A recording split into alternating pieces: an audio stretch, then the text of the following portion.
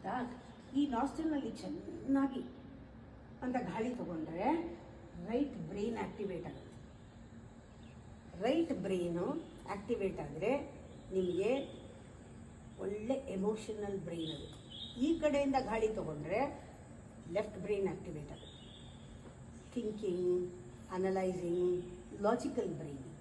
ಒಂದು emotional brain, ಪ್ರೀತಿ, ಖುಷಿ ಎಲ್ಲ ಈ ಬ್ರೈನ್. ನಿಮ್ಗೆ ಗೊತ್ತಾ ಬ್ರೈನಲ್ಲಿ 2 ಹಾಫ್ ಇದೆ ಅಂತ? 2 ಹಾಫ್ಸ್ ಇದ್ದ ಬ್ರೈನ್.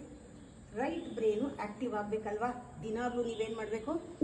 ಇಲ್ಲಿ ಚೆನ್ನಾಗಿ ಉಸಿರಾಡಬೇಕು. ಲೆಫ್ಟ್ ಬ್ರೈನ್ ಆಕ್ಟಿವೇಟ್ ಆಗೋಕ್ಕೆ ಈ ಕಡೆ ಉಸಿರಾಡಬೇಕು, ಕ್ರಾಸ್ ಆಗುತ್ತೆ. ಇಲ್ಲಿಂದ ಉಸಿರಾಡಿದ್ರೆ ಈ ಕಡೆ ಹೋಗುತ್ತೆ, ಈ ಕಡೆ ಉಸಿರಾಡಿದ್ರೆ ಈ ಕಡೆ ಹೋಗುತ್ತೆ. ಹೇಗೆ ಉಸಿರಾಡ್ತೀರಾ ಇವಾಗ? ರೈಟ್ ಬ್ರೈನ್ ಇದು ಈ ಬ್ರೈನ್ಗೆ ಹೋಗ್ಬೇಕಾದ್ರೆ, ಲೆಫ್ಟ್ ಬ್ರೈನ್ಗೆ ಹೋಗ್ಬೇಕಾದ್ರೆ ರೈಟ್ ನಾಸ್ಟ್ರಿಲ್, ಆ ಕಡೆ ಹೋಗ್ಬೇಕಾದ್ರೆ ಲೆಫ್ಟ್ ನಾಸ್ಟ್ರಿಲ್. ಮಾಡಿದ ಕ್ಲೋಸ್ ಮಾಡ್ಕೊಂಬಿಡು ಒಂದು.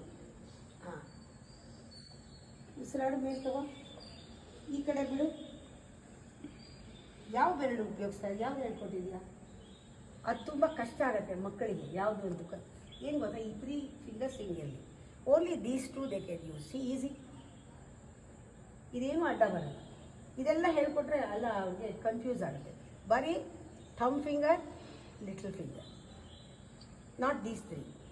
Keep these 3 here. ದೂರ ಹಿಡಿಯೋದು ನೋಡಿ. First exhale, inhale, close.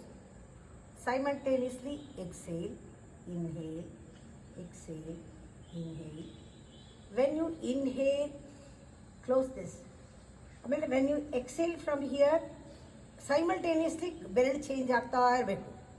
ಇವಾಗ ಮಾಡಿ.